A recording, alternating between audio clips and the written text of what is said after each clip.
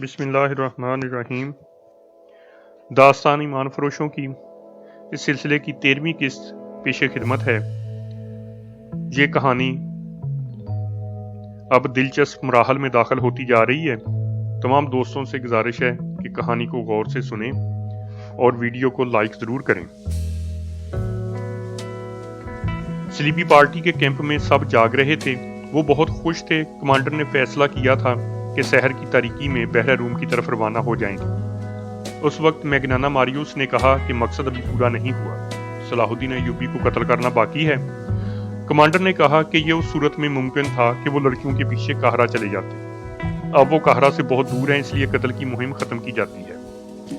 یہ میری مہم ہے جسے موت کے سوا کوئی ختم نہیں کر سکتا، میگنانا ماریوس نے کہا۔ میں نے صلاح الدین ایوبی کو قتل کرنے کا حلف اٹھایا تھا۔ مجھے ایک ساتھی اور ایک لڑکی کی ضرورت ہے۔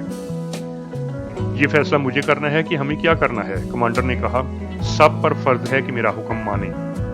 میں کسی کے حکومت کا پابند نہیں، میگنانا ماریوس نے کہا۔ تم سب خدا کے حکم کے پابند ہو۔ کمانڈر نے اسے ڈانٹ دیا۔ میگنانا ماریوس کے پاس تلوار تھی، وہ اٹھ کھڑا ہوا اور کمانڈر پر تلوار سونپی۔ ان کے ساتھی درمیان میں آ گئے۔ میگنانا ماریوس نے کہا، میں خدات کا دھتکارا ہوا انسان ہوں۔ میں ایک بے گناہ اور بے انصافی کے درمیان بھٹک رہا ہوں۔ کیا تم جانتی ہو مجھے 30 سالوں کے لیے قید خانے میں کیوں کیا گیا تھا؟ 5 سال گزرے۔ میری ایک بہن جس کی عمر 16 سال تھی اغوا کر لی گئی۔ میں غریب آدمی ہوں، میرا باپ مر چکا ہے، ماں اندھی ہے، میرے چھوٹے چھوٹے بچے ہیں۔ محنت مشقت کر کے میں ان سب کا پیٹ پالتا تھا۔ میں نے گرجے میں صلیب پر لٹکے ہوئے یسوع مسیح کے بت سے بہت دفعہ پوچھا تھا کہ میں غریب کیوں ہوں۔ میں نے کبھی گناہ نہیں کیا۔ میں دیانتداری سے اتنی محنت کرتا ہوں کہ مگر میرے کنبے کے پیٹ پھر بھی خالی رہتے ہیں۔ میری ماں کو خدا نے کیوں اندھا کیا؟ یسوع مسیح نے مجھے کوئی جواب نہیں دیا۔ اور جب کنواری بہن اغوا ہو گئی تو میں نے گرجے میں جا کر کنواری مریم کی تصویر سے پوچھا تھا کہ میری کنواری بہن کے کنوارے پن پر تجھے ترس کیوں نہ آیا؟ وہ معصوم تھی۔ اس پر خدا نے یہ ظلم کیا تھا کہ اسے خوبصورتی دے دی تھی۔ مجھے یسوع مسیح نے بھی کوئی جواب نہیں دیا، مجھے کنواری مریم نے بھی کوئی جواب نہیں دیا۔ ایک روز مجھے ایک بہت ہی امیر آدمی کے نوکر نے بتایا کہ تمہاری بہن اس امیر آدمی کے گھر میں ہے۔ وہ یاش آدمی ہے، کنواریوں کو اغوا کرتا ہے، تھوڑے دن اس کے ساتھ کھیلتا ہے اور انہیں کہیں غائب کر دیتا ہے۔ لیکن وہ آدمی بادشاہ کے دربار میں بیٹھتا ہے، لوگ اس کی عزت کرتے ہیں۔ بادشاہ نے اسے رتبے کی تلوار دی ہے۔ گناہ گار ہوتے ہوئے خدا اس پر خوش ہے۔ دنیا کا قانون اس کے ہاتھ میں کھلونا ہے۔ میں اس کے گھر گیا اور اپنی بہن واپس مانگی۔ اس نے مجھے دھکے دے کر اپنے محل سے نکال دیا۔ پھر میں گرجے میں گیا، یسوع مسیح کے بت اور کنواری مریم کی تصویر کے آگے رویا، خدا کو پکارا۔ مجھے کسی نے جواب نہیں دیا۔ میں گرجے میں اکیلا تھا کہ پادری آ گیا۔ اس نے مجھے ڈانٹ کر گرجے سے نکال دیا، کہنے لگا، یہاں سے 2 تصویریں چوری ہو چکی ہیں، نکل جاؤ ورنہ پولیس کے حوالے کر دوں گا۔ میں نے حیران ہو کر اس سے پوچھا، کیا یہ خدا کا گھر نہیں ہے؟ اس نے جواب دیا، تم مجھ سے پوچھے بغیر خدا کے گھر میں کیسے آئے؟ اگر گناہوں کی معافی مانگنی ہے تو میرے پاس آؤ، اپنا گناہ بیان کرو، میں خدا سے کہوں گا کہ تمہیں بخش دے۔ خدا تم سے براہ راست کوئی بات نہیں کر سکتے، جاؤ نکلو یہاں سے۔ اور میرے دوستوں، مجھے خدا کے گھر سے نکال دیا گیا۔ وہ ایسے لہجے میں بول رہا تھا کہ سب پر سنٹا طاری ہو گیا۔ لڑکیوں کے آنسو نکل آئے۔ صحرا کی رات کے سکوت میں اس کی باتوں کا تاثر سب پر طلسم بل کر طاری ہو گیا۔ وہ کہہ رہا تھا، میں پادری کو، یسوع مسیح کے بت کو، کنواری مریم کی تصویر کو اور اس خدا کو جو مجھے گرجے میں نظر نہیں آیا، شک کی نظروں سے دیکھتا نکل آیا۔ گھر گیا تو اندھی ماں نے پوچھا، میری بچی آئی یا نہیں؟ میری بیوی نے پوچھا، میرے بچوں نے پوچھا؟ میں بھی بت اور تصویر کی طرح چپ رہا، مگر میرے اندر سے ایک طوفان اٹھا اور میں باہر نکل گیا۔ میں سارا دن گھومتا پھرتا رہا۔ شام کے وقت میں نے ایک خنجر خریدا اور دریا کے کنارے ٹہلتا رہا۔ رات اندھیری ہو گئی اور بہت دیر بعد میں ایک طرف چل پڑا۔ مجھے اس محل کی بتیاں نظر آئیں جہاں میری بہن قید تھی۔ میں بہت تیز چل پڑا اور اس محل کے پچھواڑے چلا گیا۔ میں اتنا چلاک اور ہوشیار آدمی نہیں تھا، لیکن مجھ میں چلاکی آ گئی۔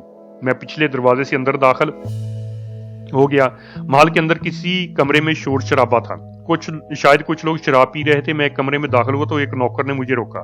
میں نے خنجر اس کے سینے میں رکھ دیا اور اپنی بہن کا نام بتا کر پوچھا کہ وہ کہاں ہے۔ نوکر مجھے اندر کی سیڑھیوں سے اوپر لے گیا اور ایک کمرے میں داخل کر کے کہا کہ یہاں ہے۔ میں اندر گیا تو میرے پیچھے دروازہ بند ہو گیا، کمرہ خالی تھا۔ دروازہ کھلا اور بہت سے لوگ اندر آ گئے، ان کے پاس تلواریں اور ڈنڈے تھے۔ میں نے کمرے کی چیزیں اٹھا کر ان پر پھینکنی شروع کر دی۔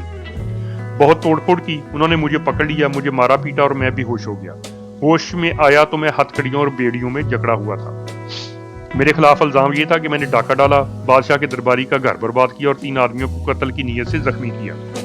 میری فریاد کسی نے نہ سنی اور مجھے 30 سال سزائے قید دے کر قید خانے کے جہنم میں پھینک دیا۔ ابھی 5 سال پورے ہوئے ہیں، میں انسان نہیں رہا۔ تم قید خانے کی سختیاں نہیں جانتے۔ دن کے وقت مویشیوں جیسا کام لیتے ہیں اور رات کو کتوں کی طرح زنجیر ڈال کر کوٹڑیوں میں بند کر دیتے ہیں۔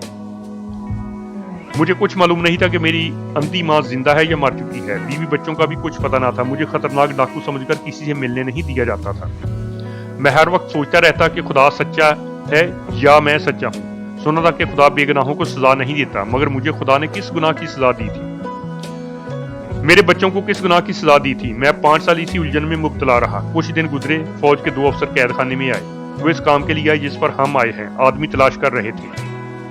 میں اپنے آپ کو پیش نہیں کرنا چاہتا تھا کیونکہ یہ بادشاہوں کے لڑائی جھگڑے تھے۔ مجھے کسی بادشاہ کے ساتھ دلچسپی نہیں تھی، لیکن میں نے جب سنا کہ چاند ایک عیسائی لڑکیوں کو مسلمانوں کی قید سے آزاد کرانا ہے تو میرے دل میں اپنی بہن کا خیال آ گیا۔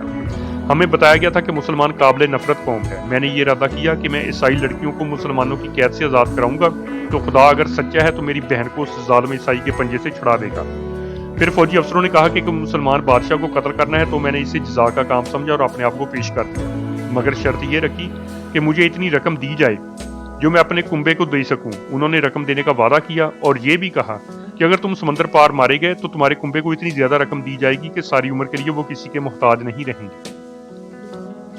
اس نے اپنے ساتھیوں کی طرف اشارہ کر کے کہا، یہ 2 میرے ساتھ قید خانے میں تھے۔ انہوں نے بھی اپنے آپ کو پیش کر دیا۔ ہم سے سینکڑوں باتیں پوچھی گئیں۔ ہم تینوں نے انہیں یقین دلایا کہ ہم اپنی قوم اور اپنے مذہب کو دھوکہ نہیں دیں گے۔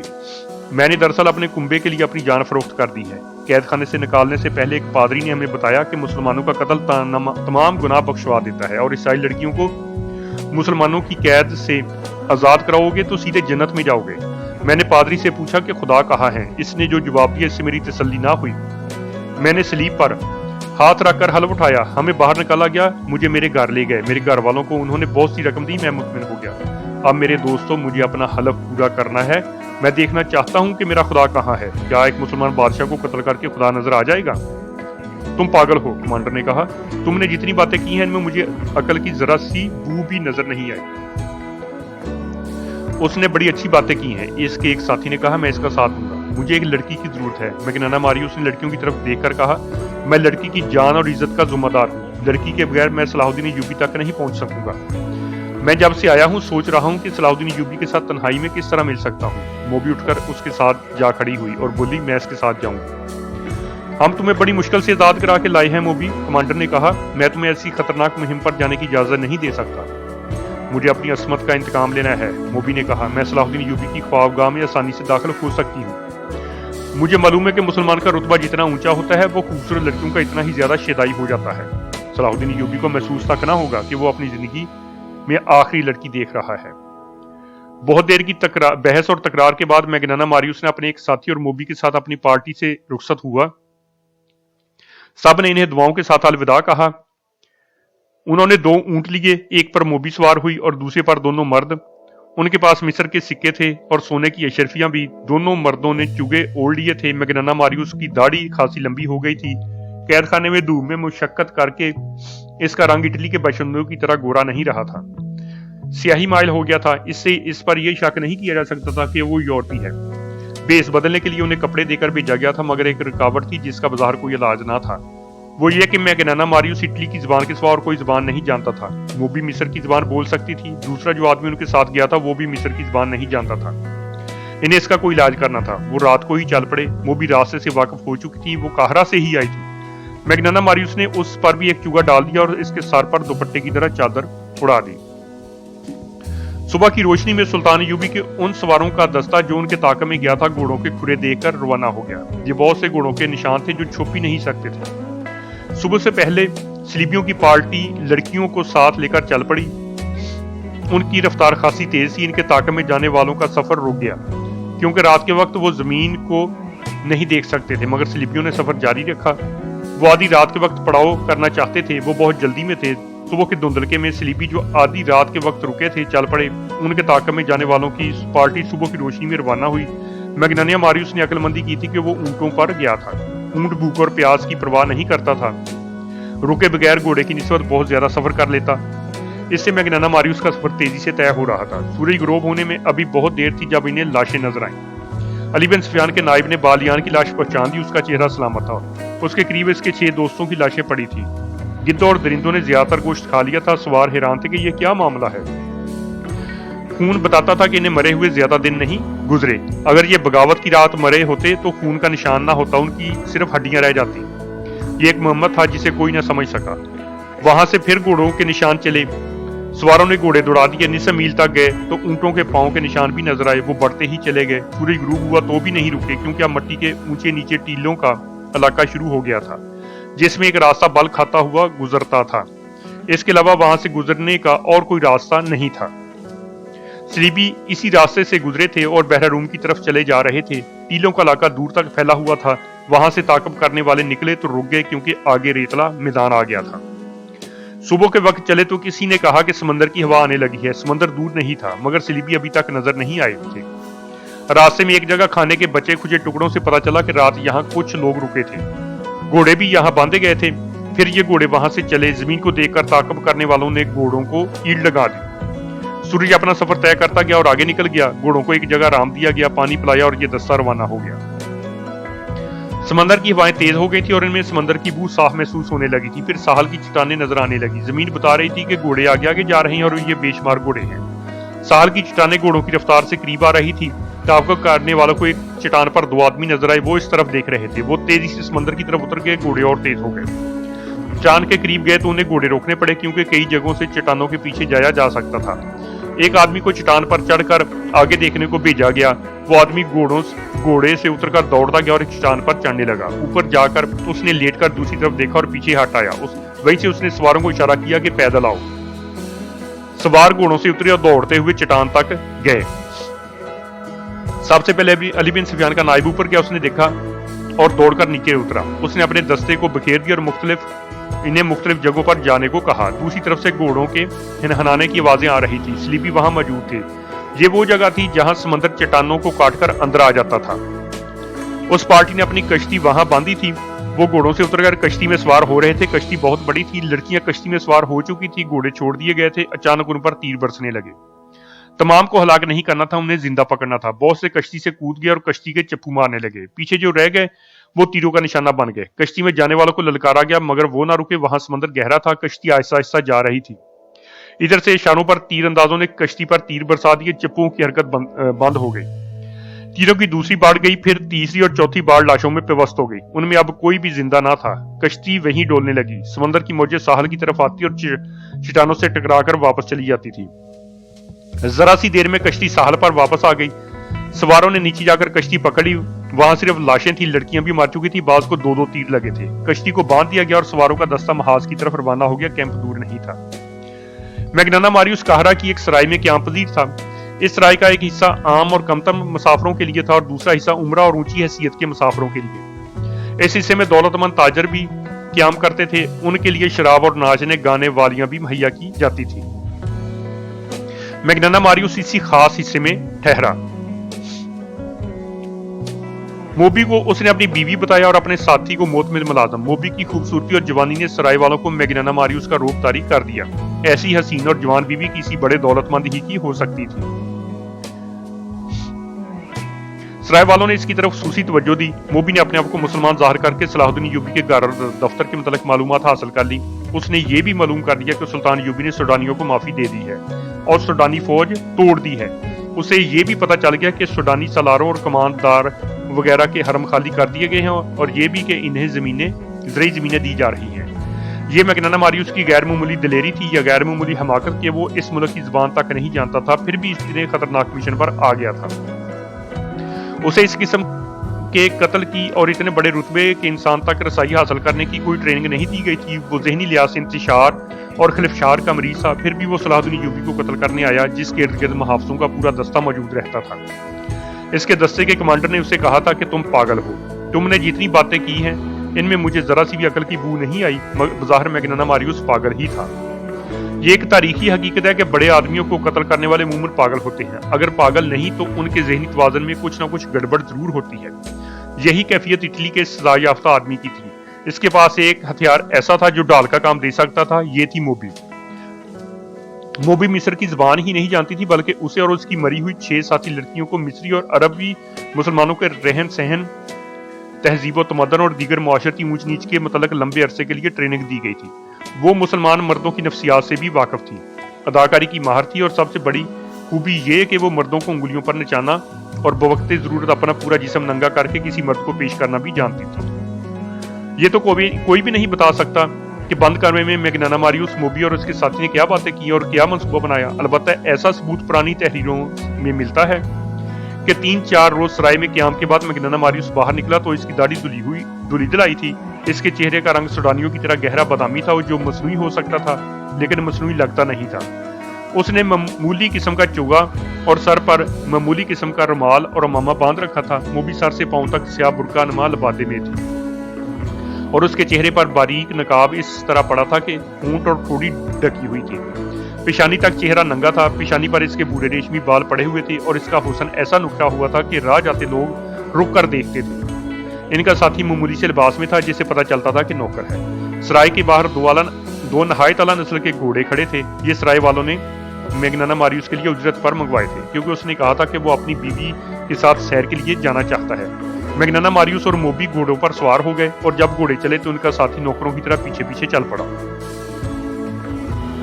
صلاح الدین ایوبی اپنے نائبین کو سامنے بٹھائے سوڈانیوں کے متعلق احکامات دے رہا تھا۔ وہ یہ کام بہت جلدی ختم کرنا چاہتا تھا کیونکہ اس نے فیصلہ کر لیا تھا کہ سلطان زنگی کی بھیجی ہوئی فوج مصر کی نئی فوج اور وفادار سوڈانیوں کو ملا کر ایک فوج بنائے گا اور فوری طور پر یروشلم پر چڑھائی کرے گا۔ بحر روم کی شکست کے بعد جب سلطان زنگی نے فرینکوں کو بھی شکست دے دی تھی، ایک لمبے عرصے تک صلیبیوں کے سنبھلنے کا کوئی امکان نہیں تھا۔ ان کے سنبھلنے سے پہلے ہی سلطان ایوبی ان سے یروشلم چھین لینے کا منصوبہ بنا چکا تھا۔ اس سے پہلے وہ سوڈانیوں کو زمینوں پر آباد کر دینا چاہتا تھا تاکہ کھیتی باڑی میں الجھ جائیں اور ان کی بغاوت کا امکان نہ رہے۔ نئی فوج کی تنظیمیں نو اور ہزارہ سوڈانیوں کو زمینوں پر آباد کرنے کا کام آسان نہیں تھا۔ ان دونوں کاموں میں خطرہ یہ تھا کہ سلطان ایوبی کی فوج اور اپنی انتظامیہ میں ایسے اعلیٰ افسر موجود تھے جو اسے مصر کی امارات کے سربراہ کی حیثیت سے نہیں دیکھ سکتے تھے۔ سوڈانیوں کی فوج کو توڑ کر بھی سلطان ایوبی اپنے خلاف خطرہ پیدا کر دیا تھا۔ اس فوج کے چند ایک اعلیٰ حکام زندہ تھے، انہوں نے سلطان کی اطاعت قبول کر لی تھی، مگر علی بن سفیان کی انٹیلیجنس بتا رہی تھی کہ بغاوت کی راکھ میں ابھی کچھ چنگاریاں موجود ہیں۔ انٹیلیجنس کی رپورٹ یہ بھی بتاتی تھی کہ ان باغی سربراہوں کو اپنی شکست کا اتنا افسوس نہیں جتنا صلیبیوں کی شکست کا غم ہے، کیونکہ وہ غم کے دب جانے کے بعد بھی صلیبیوں سے مدد لینا چاہتے تھے، اور مصر کی انتظامیہ اور فوج کے 2-3 اعلیٰ حکام کو سوڈانیوں کی شکست کا افسوس تھا، کیونکہ وہ آس لگائے بیٹھے تھے کہ صلاح الدین ایوبی مارا جائے گا یا بھاگ جائے گا۔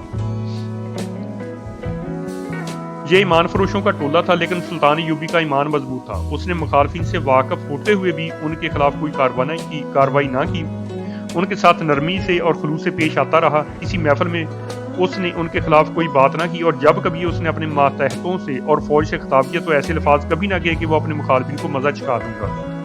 کبھی دھمکی امیز یا طنزیہ الفاظ استعمال نہیں کیے، البتہ ایسے الفاظ اکثر اس کے منہ سے نکلتے تھے: اگر کسی ساتھی کو مان بیچتا دیکھو تو اسے روکو، اسے یاد دلاؤ کہ وہ مسلمان ہے اور اس کے ساتھ مسلمانوں جیسا سلوک کرو تاکہ وہ دشمن کے اثر سے آزاد ہو جائے۔ لیکن درپردہ وہ مخالفوں کی سرگرمیوں سے باخبر رہتا تھا۔ علی بن سفیان کا محکمہ بہت ہی زیادہ مصروف ہو گیا تھا۔ سلطان ایوبی کو زیر زمین سیاست کی اطلاعیں باقاعدگی سے دی جا رہی تھیں۔ اب اس محکمے کی ذمہ داری اور زیادہ بڑھ گئی تھی۔ محافظوں اور شتربانوں کے قتل کی اطلاع بھی قاہرہ آ چکی تھی۔ اس سے پہلے جاسوسوں کا گروہ جس میں لڑکیاں بھی تھیں محافظوں سے نامعلوم افراد نے آزاد کرا لیا تھا۔ ان 2 واقعات نے یہ ثابت کر دیا تھا کہ ملک میں صلیبی جاسوس اور چھاپہ مار موجود ہیں، اور یہ بھی ظاہر ہوتا تھا کہ انہیں یہاں کے باشندوں کی پشت پناہی اور پناہ حاصل ہے۔ ابھی یہ اطلاع نہیں پہنچی تھی کہ چھاپہ ماروں لڑکیوں کو عین اس وقت ختم کر دیا گیا ہے جب وہ کشتی میں سوار ہو رہے تھے۔ چھاپہ ماروں کی سرگرمیوں کو روکنے کے لیے فوج کے 2 دستے سارے علاقے میں گشت کے لیے گزشتہ شام روانہ کر دیے گئے تھے، اور انٹیلیجنس کے نظام کو اور زیادہ وسیع کر دیا گیا تھا۔ سلطان ایوبی قدرے پریشان بھی تھا۔ وہ کیا عزم لے کے مصر میں آیا، اور اب سلطنت اسلامیہ کے استحکام اور وسعت کے لیے اس نے کیا کیا منصوبے بنائے تھے، مگر اس کے خلاف زمین کے اوپر سے بھی اور زمین کے نیچے سے بھی ایسا طوفان اٹھا تھا کہ اس کے منصوبے لرزنے لگے تھے۔ اسے پریشانی یہ تھی کہ مسلمان کی تلوار مسلمان کی گردن پر لٹک رہی تھی۔ ایمان کا نیلام ہونے لگا تھا۔ سلطنت اسلامیہ کی خلافت بھی سازشوں کے جال میں الجھ کر سازشوں کا حصہ اور اعلی کار بن گئی تھی۔ زن اور زر نے عرب کی سرزمین کو ہلا ڈالا تھا۔ सुल्तान अयूबी इससे भी बेखबर नहीं था कि इसे कत्ल करने की साजिशें हो रही हैं, लेकिन इस पर वो कभी परेशान नहीं हुआ था। कहा करता था कि मेरी जान अल्लाह के हाथ में है, उसकी जाते बारी को जब जमीन पर मेरा वजूद बेकार लगेगा तो मुझे उठा लेगा। लिहाजा उसने अपने तौर पर अपनी हिफाजत का कभी फिक्र नहीं किया था। ये तो उसकी फौजी इंतजामिया का बंदोबस्त था कि इसके गिर्द मुहावजों के दस्ते और इंटेलिजेंस के आदमी मौजूद रहते थे, और अली बिन सफियान तो इस मामले में बहुत चौकस था। एक तो ये उसकी ड्यूटी थी, दूसरे ये कि वो सुल्तान अयूबी को अगर पैगंबर नहीं तो अपना पीरो मुर्शिद जरूर समझता था। उस रोज सुल्तान अयूबी नाइबीन को अहकामात और हदायत दे रहा था जब दो घोड़े उसके मुहाफिज दस्ते की बनाई हुई हद पर रुके। उन्हें मुहाफिजों के कमांडर ने रोक लिया। सवार मैग्नाना मारियुस और मोबी थे। वो घोड़ों से उतरे तो घोड़े की बागें उनके साथी ने थाम ली। मोबी ने कमांडर से कहा कि वो अपने भाई बाप को साथ लाई है, सुल्तान अयूबी से मिलना है। कमांडर ने मैग्नाना मारियुस से बात की और मुलाकात की वजह पूछी। मैग्नाना मारियुस ने जैसे इसकी बात सुनी ही ना हो, वो ये जबान समझता ही नहीं था। मोबी ने अपना नाम इस्लामी बताया था। उसने कमांडर से कहा कि इससे बात करना बेकार है, ये गूंगा और बहरा है। मुलाकात का मकसद हम सुल्तान को या इसके किसी बड़े अफसर को बताएंगे। अली बिन सफियान बाहर टहल रहा था। उसने मैग्नाना मारियुस और मोबी को देखा तो उनके पास आ गया। उसने इस्लामु अलैकुम कहा तो मोबी ने वालेकुम सलाम कहा। कमांडर ने उसे बताया कि ये सुल्तान से मिलना चाहते हैं। अली बिन सफियान ने मैग्नाना मारियुस से मुलाकात की वजह पूछी तो मोबी ने इसे भी कहा कि ये मेरा बाप है, गूंगा और बहरा है। अली बिन सफियान ने उन्हें बताया कि सुल्तान अभी बहुत मसरूफ हैं, फारग हो जाएंगे तो उनसे मुलाकात का वक्त लिया जाएगा। उसने कहा, आप मुलाकात का मकसद बताएं, हो सकता है कि आपका काम सुल्तान से मिले बगैर हो जाए। सुल्तान छोटी छोटी शिकायतों के लिए मुलाकात का वक्त नहीं निकाल सकते। मुतलका महकमा खुद ही शिकायत रफा कर दिया करता है कि सुल्तान अयूबी इस्लाम की एक मजलूम बेटी की फरियाद सुनने के लिए वक्त नहीं निकाल सकेंगे। मोबी ने कहा, मुझे जो कुछ कहना है वो मैं उन्हीं से कहूंगी, मुझे बताए बगैर आप सुल्तान से नहीं मिल सकेंगी। अली बिन सफियान ने कहा, मैं सुल्तान तक आपकी फरियाद पहुंचाऊंगा, वो जरूरी समझेंगे तो आपको अंदर बुला लेंगे। अली बिन सफियान उन्हें अपने कमरे में ले गया। आज की वीडियो यहीं पर खत्म होती है। इसी सिलसिले की नई वीडियो के साथ जल्द ही हाजिर होंगे। अल्लाह हाफिज।